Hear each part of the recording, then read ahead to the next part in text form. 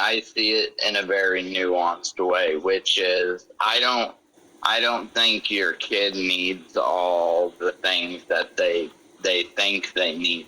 You know, here's the reality of the situation: is I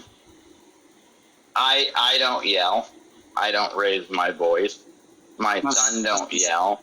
He don't raise his voice, right? Like, I have focused since he was, born, right? In the first 7 years, the main thing I was focused on was not his education, right? It was not him, like, being the smartest ever. It was all about behavioral, right?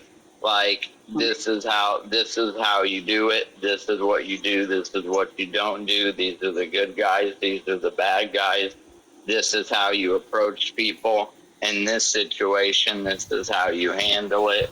You know, because it's a clear fact that if you raise a kid and she's a 13-year-old little piece of shit, right?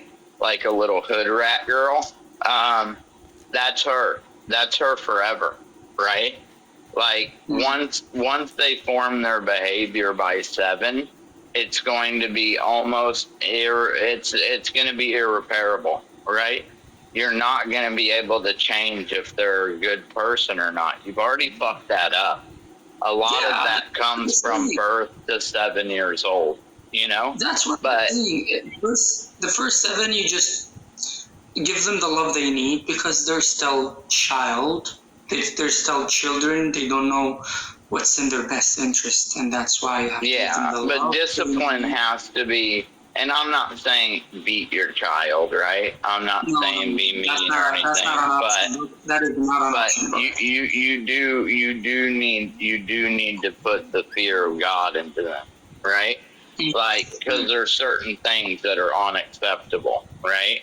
Like, you know, if my son was younger and he raised his mouth to his grandmother, right? Like, I would be right there, right? And I would put the fear of God in the boy, right? I didn't have to put my hands on him. I didn't have to raise my voice, right? I'm just imposing, right? So I'm just, you know, it's not going to happen again, and it doesn't happen again. And I tell him if it happens again, it's probably going to be one of the worst decisions he ever made, you know.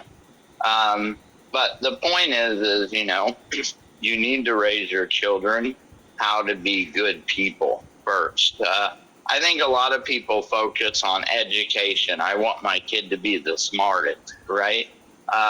Realistically, even if your kid is smart, if he's an asshole, he's not going to work out very well, right? Raise a good kid. You can watch history documentaries when you're 20, right? You can go to the library when you're 18. You can't change the kind of person you are when you're 24 years old, right? Yeah. You're you. All the development, all the trauma, all the times dad yelled at you, all the times mom and dad fought, you know, mom left dad, you raised, you know, like divorce, right? All that, it's ingrained. You're that. You are that. And it's going to be hard to change. Behavior is something you have to nail down very quickly. Education is a natural development of a human being. We have the access to AI. If your kid wants to know the capital of fucking Honduras, they can go on to ChatGPT, right? It's not the end of the world, but they can't go on ChatGPT and figure out how to be a good person. It don't work that way. Absolutely.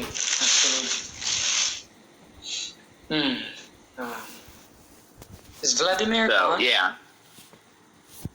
Oh. Huh? Is Vladimir still here?